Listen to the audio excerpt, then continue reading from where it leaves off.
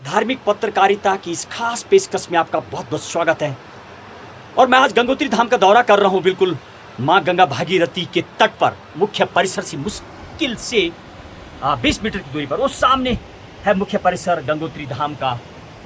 खूबसूरत दृश्य, शाम का समय और सूर्य भगवान भी मानो अब अस्त होती हुई। सामने की तरफ बादलों का जमघट और बाईं तरफ की बात करूँ तो गौमुख पड़ता है, जहाँ पर तपोवन, नंदनवन, रक्तवन, सुंदरवन तमाम। और आजकल ऊंचाई वाले क्षेत्रों में बर्फबारी से सफ़ेद ओढ़ी चादर से वो पहाड़ियाँ और चट्टान भी नज़र आ रहे हैं। और मैं अभी श्री मात्रे कुटीर का दौरा कर रहा हूँ और स्वामिनी अनंत आनंदा जी हैं, उनसे बातचीत कर रहा था। जब मैं कुटीर में पहुँचता हूँ, स्वामिनी जी साधारण स्वामिनी जी नहीं है, अपने जीवन में बिल्कुल वेल क्वालिफाइड होने के बाद समाज और इस माँ गंगा के तट पर साधना करती हैं। और क्या वैराग्य उत्पन्न हुआ माता जी को कि स्वामिनी बनी हैं और 12 महीने इस एकांत माँ गंगा के तट पर रहती। स्वामिनी जी, आपका बहुत बहुत स्वागत है। स्वामिनी जी, थोड़ा जानना चाहेंगे हमारे जो दर्शक हैं कि आप जैसे युवा इतने क्वालिफाइड, और साइकोलॉजी में आपने एमए किया है, कहीं ना कहीं फिलॉसफी में आपने किया, राइट, और मिरांडा हाउस जैसे दिल्ली यूनिवर्सिटी से पढ़ के आई। आप तो अधिकारी भी बनना चाहती थी, बन भी सकती थी, उसके बाद भी आप यहाँ पहुँची हैं। तो ये वैराग्य जो उत्पन्न हुआ, ये कैसे हुआ, थोड़ा ये हमारे दर्शकों के लिए आप बताइए। जय माँ गंगी। मैं अपने वैराग्य को यही मानती हूँ कि वो पिछले जन्मों के जो संस्कार थे वो उभर के आए हैं इस जन्म में, और मैंने संसारिक जीवन को ना चुन के एक आध्यात्मिक मार्ग को चुना, वैराग्य को चुना। वैराग्य को मैं ऐसा मानती हूँ कि वो तो एक ईश्वर के प्रति सबसे बड़ी प्रीत है। तो स्वामी जी, आप 12 महीने यहाँ पर रहती हैं, गंगा के तट पर रहती हैं, तो ये तो एकदम सन्नाटा हो जाता है, मुश्किल से बहुत कम लोग होते हैं। क्या मौन व्रत करती हैं, साधना करती हैं? कैसे वो तो अनुभूति जो आपको होती है, थोड़ा दर्शकों के लिए अनुभूति बताइए आप, जब यहाँ शीतकालीन हो जाता है, बर्फबारी हो जाती है, वो थोड़ा बताइए। देखिए, मौन तो यहाँ नेचुरल प्रोसेस है, क्योंकि हमारे आसपास कोई नहीं होता। गंगोत्री में बहुत ही कम लोग, साधु समाज में बहुत कम लोग होते हैं, तो मौन is a very natural normal process. उसको हम ये नहीं कह सकते हम मौन लेने की ज़रूरत है, वो अपने आप ही हो जाता है। और साधना जो है, जब यहाँ पे कोई साधन ही नहीं है मनोरंजन के और इंद्रियों को प्रसन्न करने के, तो साधना तो एक अपने आप एक ग्रेजुअल प्रोसेस में होती है। तो how do you connect your self from the world society? वो सब कैसे कनेक्ट होती हैं आप, कैसे जानकारी मिलती है कि क्या हो रहा दुनिया में? ये भी आपके पास खूब जानकारी है, जब मैं जाने साहब से बातचीत कर रहा था, वो कैसे आप जानते हैं? वो जानकारी मेरे पास ऐसे है कि मैं बहुत कनेक्टेड रहती हूँ अपने काम से। और मेरा काम आपको मैंने बताया है कि मैं वर्कशॉप्स लेती हूँ, और युवाओं को, जो मेरा एक मिशन है युवाओं को अध्यात्म से जोड़ने का, जल जीवन में काम करने का, जो मेरा एक बहुत जज्बा है माँ गंगा की वजह से, माँ गंगा की प्रेरणा है, वो मुझे आशीर्वाद है। तो उस वजह से I keep my self update कि दुनिया में क्या हो रहा है। बट येस, डेफिनेटली उन चीज़ों को मैं अपने ऊपर हावी नहीं होने देती। जो हो रहा है। कहाँ आप और जगह जब आपको टाइम मिलता है वर्कशॉप चलाने के लिए जाती हैं, कहाँ जाती मैं हैं? फिलीपींस गई हूँ, हांगकांग गई हूँ, हम भूटान गए हैं, सिक्किम, नैनीताल, राइट। इंडिया में भी लगातार कई जगह पर, देश से लेके विदेश तक जाती हैं आप। हाँ जी। तो स्वामिनी जी, यदि मैं बोलूँ उन जगहों को लेके, आप मेट्रोपोलियन में भी रही हैं, you have work very hard in your schooling colleges, और यहाँ की यदि मैं कंपेयर करूँ तो थोड़ा दर्शकों को बताइए कि यहाँ की जो पर्यावरण है, माँ गंगा के तट पर आप हैं, और मेट्रोपोलियन सिटी, ये थोड़ा कंपेयर करके बताएंगे आप? देखिए, कंपैरिजन ऐसा है कि प्लेन्स में हर जो लोग हैं वो हर चीज़ अप टू डेट चाहते हैं, ऑनलाइन चाहते हैं, इंस्टेंटली चाहते हैं, और इसके लिए उनके पास सब साधन है। वैसे ही मेरे आध्यात्मिक जीवन में हर चीज़ इंस्टेंट है। माँ लिविंग गॉडेस हैं, ईश्वर है, होली हिमालयस है, और यहाँ की जो वाइब्रेशंस हैं दे आर सो इंटेंसिफाइंग कि वो साधना के लिए बहुत अपलिफ्ट करती हैं। और एक साधक को और क्या चाहिए? स्वामी जी, क्या तपोवन वगैरह, कभी गौमुख वगैरह का आप वहाँ पर भी साधना किया आपने कभी? मैंने करी है, और फिर मैं वापस नीचे आके यहाँ गंगोत्री में, वो भी एक अलौकिक वहाँ का दृश्य है। वहाँ का थोड़ा बताएंगे आप? तपोवन और कुछ और यदि जो नंदनवन, रक्तवन, सुमेरु पर्वत, मेरु पर्वत वहाँ पर पढ़ते हैं, थोड़ा उस बारे में थोड़ा हमारे युवाओं के लिए वहाँ के बारे में, वहाँ का जो है प्रवेश, उस बारे में थोड़ा बताएं। मैं युवाओं के लिए कहना चाहती हूँ कि आप मेरे अनुभव पे मत जाइए, वो शब्दों से पार है वहाँ की सुंदरता, वहाँ की वाइब्रेशंस जो है वो हृदय से अंदर आत्मा को छूती हैं। मैं युवाओं को संदेश देना चाहती हूँ, आप खुद वहाँ जाइए, एक पर्यटक के तौर पे, एक साधक के तौर पे, और उन अनुभूतियों को संग्रहित करके अपने साथ लेके जाइए। स्वामी जी, ऐसे बताया जाता है, जी। कई लोग मानते हैं कि इन धामों में रहने के लिए, धामों में जाने के लिए क्या स्वामी बनना पड़ेगा, स्वामिनी बनना पड़ेगा, या एक नॉर्मल में भी हम साधक का काम कर सकते हैं? थोड़ा दर्शकों के लिए वो भी बताइए। देखिए, स्वामी बनना, एक साधक बनना, साधु बनना, ये सब एक इंटरनल प्रोसेस है। इसका बाहर के वर्ल्ड से कोई लेना देना नहीं है। अगर आपको अंदर से, भीतर से एक आवाज़ आती है कि मुझे हिमालय दर्शन करना है, वो दिव्य अनुभव करने हैं, तो आप किसी भी रूप में पा सकते हैं। आप आइए, अनुभव करिए और खुद अपनी जो अनुभूति है वो साझा करिए।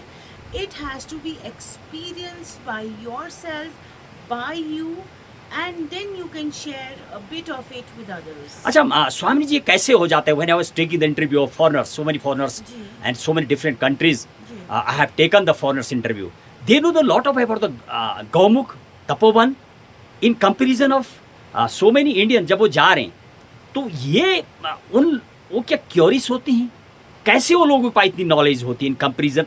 यानी मैंने औरों को देखा है, या आप तो बाहर भी गई हैं विदेशों में, तो ये कैसे हो जाता है? मेरा ये पर्सनल ओपिनियन है या मानना है कि जितने भी फॉरेनर्स ऐसी दिव्य स्थानों पे पर्यटन करने आ रहे हैं या ट्रैक करने आ रहे हैं, उनके पिछले जन्म के कुछ ऐसे कर्म हैं जो उनको यहाँ पे हिमालय में, उत्तराखंड देवभूमि में खींच के लेके आते हैं, और इसी के अंतर्गत वो इतना ज्ञान उस जगह के बारे में पहले से प्राप्त करके आते हैं, क्योंकि they want to be very well informed about where they are going and what are the prospects there where they can explore nature and live in nature, be in nature. हाँ, स्वामी जी, उनके लिए क्या बोलना चाहेंगे आप? I have visited even the Tapovan to Gaumukh ji. और Farakka barrage, Kolkata तक मैंने माँ गंगा का कवरेज किया। कई जगह पर बैराज बने नजर आए, माँ गंगा को अवरुद्ध करने का प्रयास किया गया। हालांकि प्रोजेक्ट सरकार के बहुत चल रहे हैं, जब से बीजेपी आई बहुत अच्छा काम किया, नमामि गंगे, भारत स्वच्छ अभियान। अभी भी गंगोत्री से 99 किलोमीटर पर माँ गंगा यमुना का जो मुख्य मायका है जिला उत्तरकाशी में, टनों टन कचरा नजर आया, बैराजों में भी खूब गंदगी है। तो क्या इसको पतित पावनी तो है माँ गंगा, इसके बाद भी कई जगह पर रोकने का प्रयास किया गया। क्या मानती हैं ये समाज के लिए होना चाहिए या कुछ उसमें सुधार की जरूरत? क्या बोलेंगे आप? आपने दो विषय उठाए हैं, एक तो पोल्यूशन इन द गंगा और दूसरा जो डैम्स बन रहे हैं या एक बिजली उत्पादन के लिए जहाँ गंगा जी का अवरोधक किया जा रहा है। तो फर्स्ट पॉइंट पे मैं ये कहना चाहूँगी कि पोल्यूशन जो है वो आपने और मैंने और हम जैसे ही व्यक्तियों ने मिलके किया है।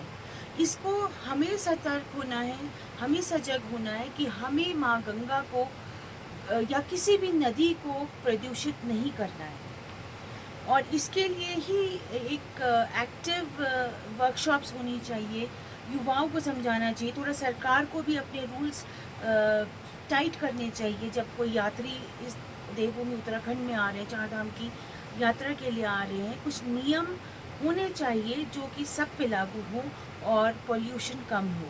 तो स्वामी जी, क्या कमिंग डेज में मान के चलें कि जल मिशन के साथ साथ जी, हाउ माँ Ganga can be neat and clean, इस पायस नदी को कैसे और इसकी महात्म्य को बनाया जा सकता है, इस बारे में क्या कुछ ऐसा और प्लान की ज़रूरत है?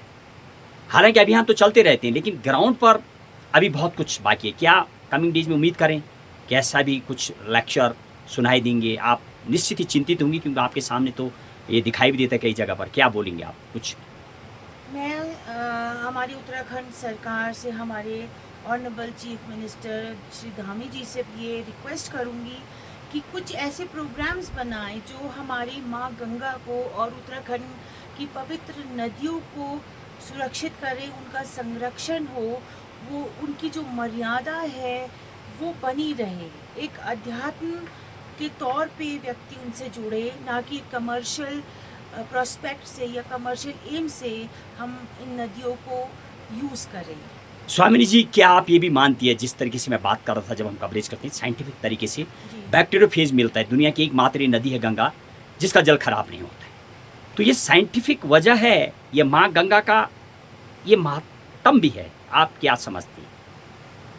हमें इसको महात्म ही मानना चाहिए, क्योंकि it is a very rare of the rare speciality that a river can have. और हम इसको माँ गंगा को पूजनीय इसीलिए मानते हैं क्योंकि इसमें वो गुण हैं जो साइंटिफिकली आपने कहे हैं।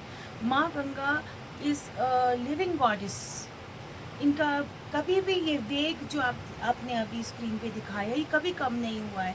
इनकी शुद्धता पे, इनकी पवित्रता पे माँ की हम कभी संदेह नहीं कर सकते, because of this scientific quality. स्वामिनी जी, एक जी। और ले चलता हूँ आपको। जी गंगा, गौ और बुजुर्ग तीनों की आज पैथेटिक कंडीशन नजर आ रही है। गौ की बात करूं, सड़कों पे माँ गौ माता को 33 करोड़ देवता का बोला जाता है। वास्तविक उसका जो जल माँ गंगा में तो बैक्टीरियोफेज है, और गाय के गौमूत्र गोबर में एंटी कैंसरियोजेनिक है, जो कि कैंसर जैसी बीमारी को ठीक जी करता है। बिल्कुल। और साक्षात वो भी एक देवी भी है, जिस तरह की माँ गंगा नजर आती है, गौ भी है। तो गौ के भी को लेकर के भी हमारा समाज, सनातन धर्म बोलो या पूरे देश में चलती रहती चर्चाएं, लेकिन अभी भी सड़कों पे बहुत माँ का बेकदरी हुई पड़ी है। क्या आप मेरी बात से सहमत है? इसको लेकर कुछ बोलेंगे आप, गौ को लेकर के? इसमें भी बहुत मत हैं, और गौ माता हमारे लिए, हमारे वेदों के हिसाब से, हमारे सनातन धर्म का एक बहुत ही बड़ा स्तंभ है, हमारे लिए पूजनीय है। और सरकारी तौर पे या कॉन्स्टिट्यूशन के हिसाब से या बहुत तरह के और हायर लेवल्स ऑफ डेमोक्रेसी में जो प्रिंसिपल्स हैं उनके हिसाब से वो सिर्फ एक पशु माना जाता है उनको। हमारे उत्तराखंड में गौ का बहुत बड़ा महत्व है। आप देखेंगे कि पहले हमारे ज़माने में जब हम छोटे हुआ करते, घर घर में गौ माता हुआ करती थी। एक धीनु मानस के रचयिता गोपाल माणी जी है, जिनका लगातार जी। गौ माता को राष्ट्रीय माता घोषित कराने के लिए उनका जी। चौथा अभियान है। 20 नवंबर को बहुत बड़ा अभियान, लाखों लोग जुड़ेंगे पूरे देश से। तो वास्तविक आप मानती हैं कि आज जिस तरीके से माँ गंगा कई आदिकाल से थी और 2008 में राष्ट्रीय नदी घोषित हुई, आप सोचे काफी देर बाद, तो क्या गौ माता को वास्तविक राष्ट्रीय माता घोषित होना चाहिए? और होगा तो क्या वास्तविक इससे फायदा होने वाले, थोड़ा बताइए। आदरणीय गोपाल मणि जी का मैं अभिनंदन करती हूँ, उनका मैं बहुत आदर करती हूँ, और उनका ये प्रयास सफल होगा निश्चित ही। गौ माता राष्ट्रीय पशु, राष्ट्रीय माता, राष्ट्रीय गौ माता होनी चाहिए। मैं मिक्स हो गई तो आप एडिट कर देना। सफल होना चाहिए उनका ये अभियान, उनका ये प्रयास, हम सब उनके साथ हैं। और मेरा हमारी जो सरकार है उससे ये रिक्वेस्ट है, रिक्वेस्ट करती हूँ कि वो इस विषय को सीरियसली लेके हमको एक पॉजिटिव उत्तर दे के, पॉजिटिव घोषणा करके हमारे को प्रसन्न करें, सनातन धर्म को आगे बढ़ाएं। जय माँ गंगे, हर हर। ये थी स्वामिनी श्री अनंत आनंदा जी, स्वामिनी जी, जो आज पूरी बात रख रही थी। तमाम चीज़ों पे मैंने बात की है। देखिए, आज गंगोत्री धाम माँ गंगा के तट पर साधना करती हुई स्वामिनी जी से कई मुद्दों पर, कई चीज़ों पर सीधे बातचीत पर विशेष कवरेज। बहुत बहुत साधुवाद स्वामिनी जी। जय माँ। जय गंगा माँ, जय हिंद, जय भारत।